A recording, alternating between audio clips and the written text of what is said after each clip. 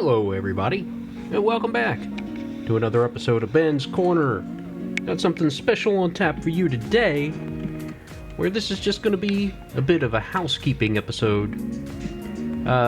Just to touch up on what's going on in the league, and the next opponent, and get some input from what I like to do, some league immersion in the whole process here, and I'll get to that in a second. So what my plan is for today is, obviously, we'll take a look at our next opponent, and there's all these little things you got to take care of. Your offensive coordinators and defensive coordinators wanting to talk to you about special players from the other team, the free agency, which we've already touched on a couple other episodes, the scouting, and the training and upgrading players, which, again, because we had such a big blowout victory last week against the Dallas Cowboys, there's a lot of upgrades, and we haven't even trained anybody yet.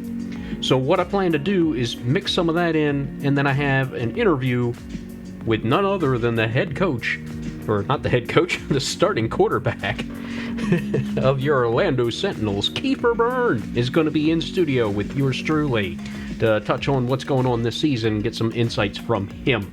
But first things first, what I want to do is thank all of you, because I've seen a recent uptick in activity on my channel. Now, I don't have a huge channel, and that's fine. That's not what I really set out here to do. I just wanted to have fun and prove that I could do it with the ancient equipment I have. I have two 10-year-old computers. Unfortunately, I can't combo them. That was the idea I had, is maybe play the game in one with as best settings as I could, and then use the other one to capture and record it. But unfortunately, the graphics card for the motherboard for my main computer, that is the more powerful one, doesn't support the software package that it needs to in order to stream from one source to another. So long story short, it won't work. So I'm doing the best I can with what I got, just proof of concept, and I just wanted to try my hand as a play-by-play announcer. So anyway, I have 52 subscribers. That's hardly anything, but I don't care. That's 52 people I don't know paying attention to me, and who the heck am I? But the one thing I noticed, normally my videos would get double-digit views, maybe 10, 15. But these last few episodes, in the last couple weeks or so, especially these last two episodes, 30-some views on the week before last game, and I'm already at 27 on this one. It's not quite a week old yet. So you guys have been coming out of the woodwork, and I don't know if it's word of mouth, because I'm not a social media person, so I don't really do a whole lot of self-promotion. And, that's just not who I am. I go on Twitter, I'm not on Facebook because I just don't like it. And, so it must be word of mouth or something. But the other thing is that I noticed that 60% of the views are from my subscribers, and that's insane, because a lot of channels, those really huge ones with, you see they have 100, hundreds of thousands of views and millions of subscribers. Well, if you have 1 million to 2 subscribers and you're getting about 100,000 to 200,000 views, that's a tiny, tiny fraction, and a lot of those people aren't the people that subscribe to them. So I just want to give a big thank you to you guys, because that's really given me some extra motivation to get more content out to you on the regular. I mean, I was going to do it anyway. I got sidelined by a couple injuries and health issues, but I'm doing what I can. But I just wanted to send that thank you out. I sent it at the last ending of the game in the last video, and I realize a lot of you don't stay tuned to the very end. So I want to get that out front so you guys can hear that from me, to just let you know how appreciative I am of that. So let's get into brass tacks here. So we got our offensive coordinator warning us about their defense. Coach, tell me we've got a game plan for Denario Swiney this week. I've been losing sleep over this guy, and rightfully so. We'll get into that in a minute as we take a look at their team. He's a ferocious pass rusher and comes with everything on every play. Just absolutely plays his heart out. If we want to move the ball, we've got to figure out how to handle Denario Swiney, especially on third down. Now, we have played this team once before this week. They're in our division. They're division rivals. They won the division last year. Not having that kind of success this year, we'll check that out. But we're going to try to slow them down. Our offensive line is not great, and that's something we're going to try to fix going forward. But for now, we're going to try to slow them down. we'll do what we can against him, but I agree. Swiney is a monster. All we can do is slow him down. We can't afford to lose sight of him this week. You think you got a handle on him, and then all of a sudden he's jarred the ball loose, or he's intercepted a pass. We need to keep our eyes open. Okay, we got it. Keep your eyes open. Something our team does have a tendency to fall asleep. Free agency, we're going to go over this real quick because I've touched on this. Virgil Hyde is declining. He's 34. They brought him in just to solidify that secondary, but he's not going to be re-signed. I don't care what his price tag is. At age 35, he's going to drop off big time. He's already slowing down. You can see it on the field. I mean, he's still getting his nose around the football, but not like he once did. Jalen McGowan, I mean, he's cheap enough. We'll just see. He's a depth piece, so I don't really need him. Same thing with Silas Hatcher.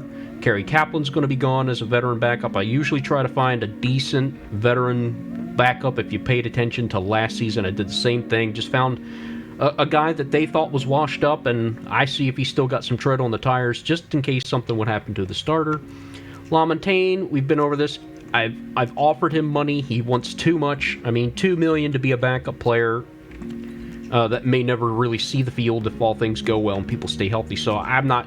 I mean, if he'll accept the price tag I want to put on him, I'll keep him. But we're gonna check him in the offseason and free agency and see what he's looking for. Bolware, again, depth piece. Sanders is a blocking tight end. We'll see if we can replace him with some other talent. Lee Kemp is gone because Niles McKellis stepped up and took the role that he would have. I would have already cut him or replaced him, but there's just nothing out there. My practice squad doesn't really have anything I need on it at this time. So if there's another injury, maybe we'll make a move. And Cleveland, we'll take a look at him too. I mean, he's a 63 overall depth piece. I'm sure I can find other things. So that's the free agent decisions. Scouting college players, I'll go through this real quick too. I'm just scouting until the third round talents until I find the combine numbers for some of these other players, and I pretty much got everything sorted here. Right now it's just spending points. Oh, well, okay. We found a first round talent in the third round, so we'll have to take a look at him. Take a look at his combine. There's a second rounder in the third. So maybe some guys to look at. There's a bust, another bust, and again, I mean, you seem like you're okay. Here's some other guys to scout. So it's just without the combine number, some of these letter grades really don't. I mean, suppose they grade out real high, but they're slow as anything on the field. I mean, that's not going to help you. So that's why the combine's going to help out. Weekly training. It is an even week, so we're going to do offensive line and quarterback, and we're going to do running defense. I kind of mix it up between the weeks. On odd weeks, I do receivers and tight ends, or quarterbacks and receivers, and then on defense, I do pass defense for the defensive backs and linebackers. I'm trying to balance everything out so everybody gets some upgrades. Try to keep the team progressing. Let's go some upgrades. There's going to be a lot of them. So Tyson the Blur Kerr, he's going to get one. We're just going to keep going. Yeah, strategy for this team is power back, but he's by far and away an elusive back, so we're going to keep going with that. And he's going to get 2 upgrades. Agility and awareness. Okay, maybe not the greatest. We got some offensive line upgrades. That's great. We'll go power for Seth Costanzo. See if we can improve that run blocking technique, and he's going to get 2 upgrades, run block and run power. So there we go, that's what I wanted. And his run block is now 70, which, yeah. Back up defensive lineman. D-tackle, Steve Cleveland. We've been seeing his name rotate in with Kent Kendall. Awareness, hit power, and power moves. More of a run stopper type. John Hicks, the left tackle. I need him to get his pass blocking up. It hasn't been working. We'll go power archetype just because that is his archetype. Wow, there we go. 6 upgrades. Awareness, impact block, pass block, power, run blocking, run block power, and strength. Well, I want him to get his pass blocking up. But, okay. There's Kent Kendall. Speak of the devil. He's a speed. This is not what we need. I'd like run stopper and power rusher. Let's go power rusher. He'll get 3 upgrades, awareness, recognition, power moves. And yeah, you can see he's not much of a power rusher. He's definitely a speed rusher. Niles McKell, he's the power back. Let's keep going with that. He's been doing a great job for us in his role. He'll get some break tackling and carrying, which I will take. And Marcus Cleveland, the third string defensive tackle. Fourth string, rather. He gets 4 upgrades. Speed, power moves, block shedding. Not bad. Okay, so there goes that. And what else do we want to do? Look, you can see the Columbus Explorers. They're 6-6. And we're going to take a look at that team. We'll show you stats and all. And while that's playing, I'm going to queue up the interview with Kiefer Byrne and Benvenu, so you can hear that and have something to listen to while we just take a look at stats and maybe ratings, just to give you an idea. Whoops, we don't want to play the game yet. That's coming up, though, I promise. It will be. Let's go with stats, so you can see how they're doing on the year. And let's go ahead and we'll get to the Explorers. Well, we'll look at the Sentinels too, but I usually touch base on that during the game, but actually, let's do ratings so you can see how the players are rated, actually. And then we'll get into the numbers some other time, if we have enough time today. I don't want this video going on forever. I tend to ramble, and I gotta get better with that, because I know you guys don't like long videos of me just sitting there blabbing with nothing going on, so let's just go ahead and get to the Explorers so you can see where their talent is and just how it stacks up. And then we'll look at their numbers as well. So let me get that video queued up for you, that audio. We'll take a listen to that.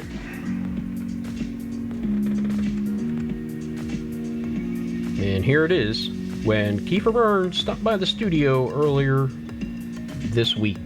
We had a little talk with him.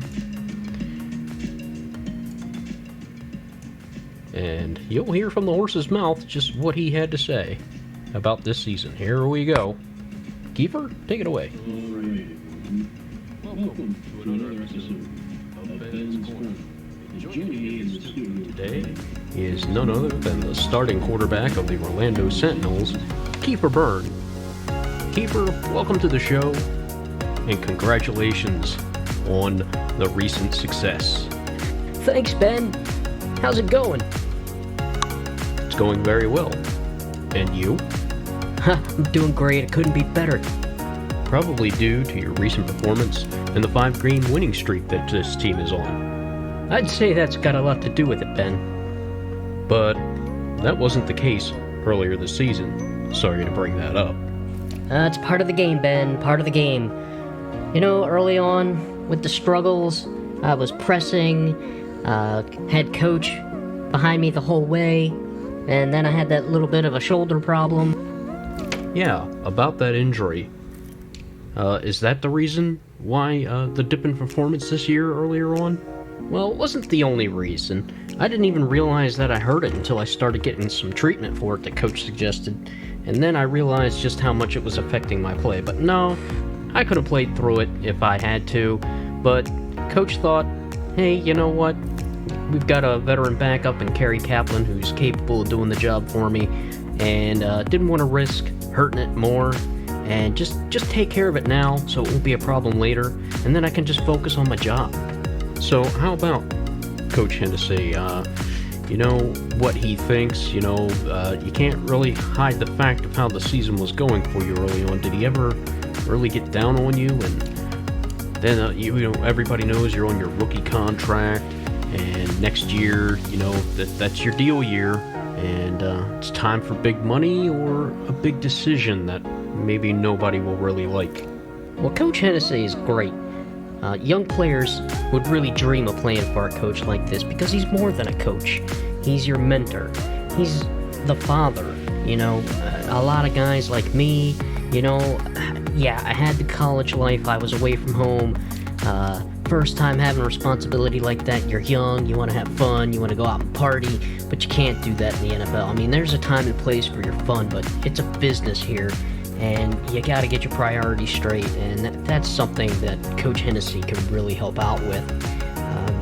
I can't worry about the contract, Yeah, do I want to be filthy rich? Well, I mean, I'm already pretty well off with that rookie deal. But I can't worry about that. I just got to go out on the field and get it done. And if I do my job, the rest of the stuff is just going to take care of itself, you know? Would you say your turnaround and your performance is the reason for the recent winning streak? Well, I know quarterbacks get all the credit, and when the team doesn't do well, they get all the blame, and that might be rightfully so, but no, we have a great team.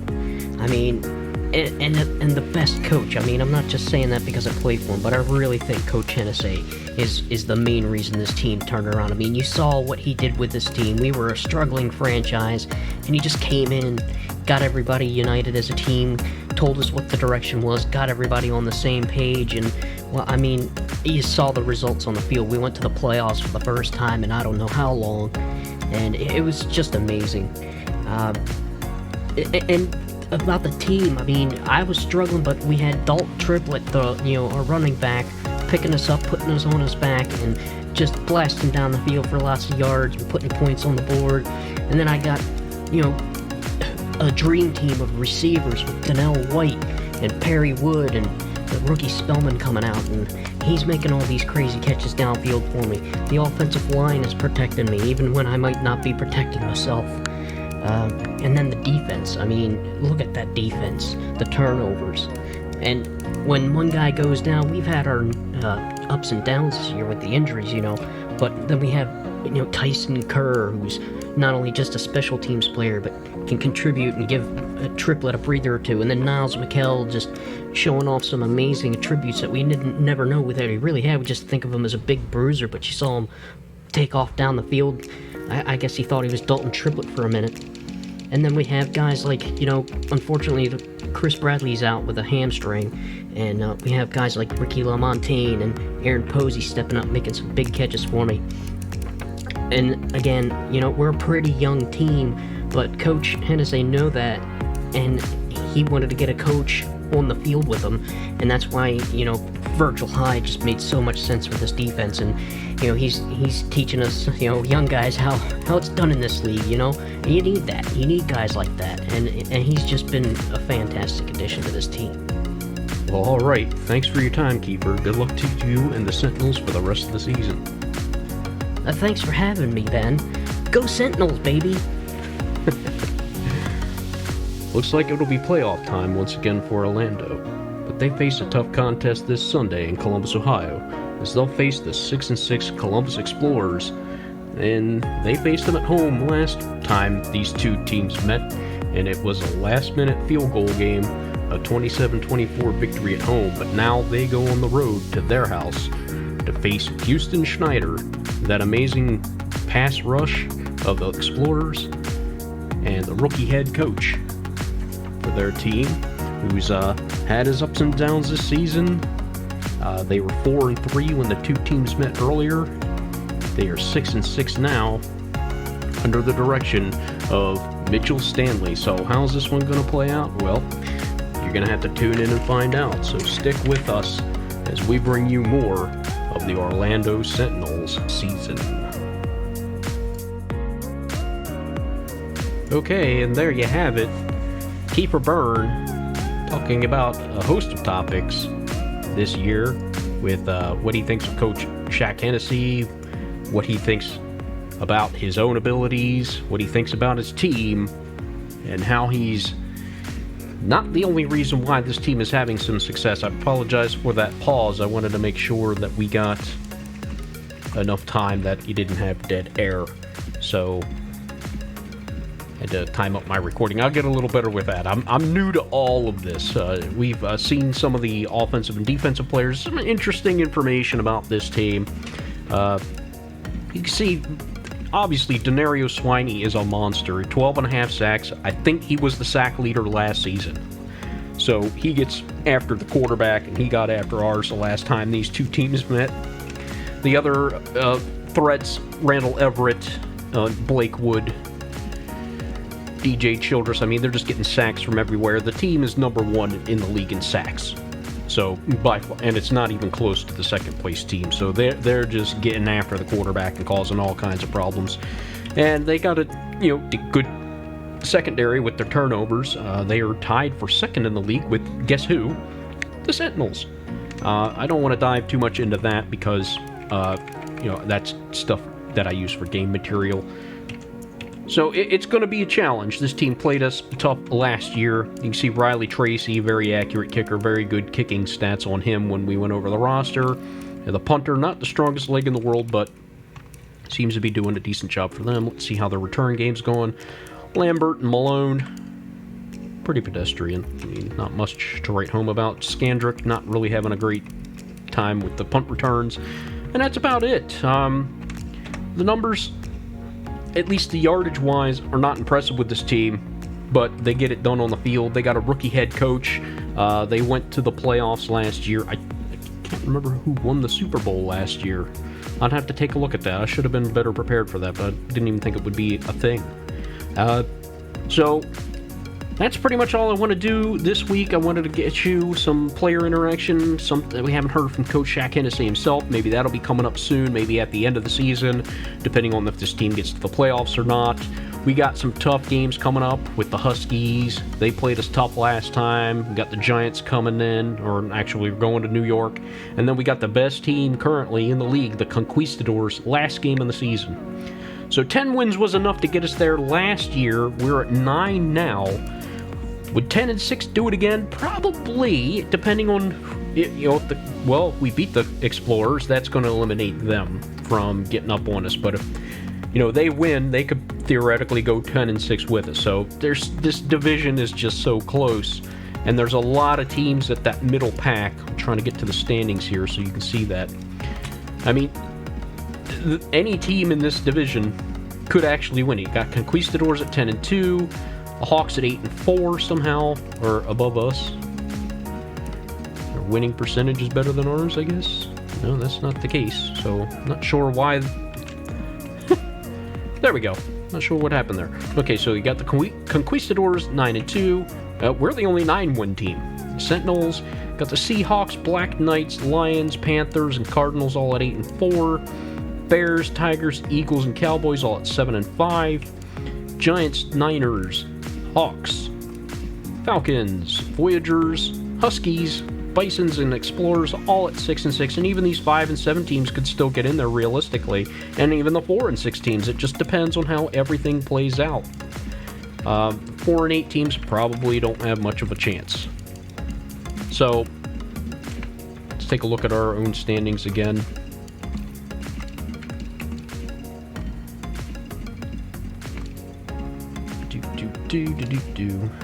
Bear with me. So we got our team, of course. We got the Explorers and the Huskies both vying for, both of them could potentially get the division win. We're going to try our best to prevent that. The Bulls probably are out of it at this point at 4-7-1. So that's going to do it for this episode. Again, want to thank you all for sticking with us and all the views lately. Thank you so much. If you don't mind, leave me a comment, leave me a like or dislike. I don't care. You can tell me if you don't like what I'm doing or suggest some things that could help me get better. I mean, I can't do much about the graphics quality right now until I get a brand new computer. That is something that's going to be in the works. I'm not sure exactly when, but with all the changes going on around in the world right now, my money's got to go to some other things, helping out the fam, So things for myself kind of got to go on the back burner, and that's as it should be. Sometimes you can't do things just for yourself. So if you can do something for somebody else, you do it, right? If somebody comes to you and says, hey, I need your hand with something, you're going to do it, That's just how I am anyway. I would like to think that everybody else out there is the same way. Sound quality, I've been working on that. I think I've got that the best I can get it right now. Maybe you don't like my voice. I am a bit of a mockingbird. I can do impressions, so if you want to hear me talk like Gilbert Gottfried during an episode, I could probably do that, or maybe a Sean Connery or somebody. But hey, any kind of tips you could leave me, like, hey, if you did it this way, or if you did something like that, maybe that would be better. I'm all for it. Leave me a comment, anything. I do try to reply to everybody. I'm not exactly inundated with hundreds of thousands of viewers that I can't possibly get back to. So, I'd like to keep y'all interested, and this is as much as your journey as it is mine. I want you to feel free to be a part of it. So go ahead, share the links on social media if you can for me. Promote me if you can. I'll be thankful for that. And just enjoy what's going on here. I'm having a blast with this. I didn't think this team would turn around that quick. I mean, they were terrible. 2-14 last year before Coach Hennessy took over. He said, yep, I'm going to bring this team to the playoffs. If I don't, I'll walk away and retire, because I didn't do my job. He looked at this roster and thought they had the talent there, but maybe just not the right game plans, and turns out he was right. Staunch believer in Kiefer Byrne, although the results this year don't play it out. Kiefer has been playing like the guy that he thought he could be these last few games, and it just really made a huge difference in this team and the way they roll. And the Miami Dolphins, before they moved to Orlando, they had never won more than 5 games in that whole stretch that I was trying to get all the NFL players out of the league to make what I've got here. And never more than 5 wins in a season. Think about that. So all those first round draft picks that they just wasted. I mean, high draft picks year after year. But Hennessy came in, put it all together, and he's making it work. So later on today, or possibly early tomorrow, I'll have that game coming up for you. It's going on dinner time around my area, so it's not going to be for a few hours yet, and then it takes forever to upload the game to YouTube. So probably late tonight, if today, or very early tomorrow morning. So stay tuned. Thank you all again so much. Hit that like button, subscribe if you would, leave a comment. I'll say something nice back to you. No matter how mean you might be to me, I don't care. Interaction is interaction. Okay, so you all take care, and we're going to see you next episode on Ben's Corner. It's going to be the Orlando Sentinels traveling to Columbus, Ohio to take on the 6-6 Explorers. Houston Schneider, the quarterback, leading his troops with that scary defense led by Denario Swiney, the baddest man in the land when it comes to getting to the quarterback. How are things going to play out? I'm excited for this one.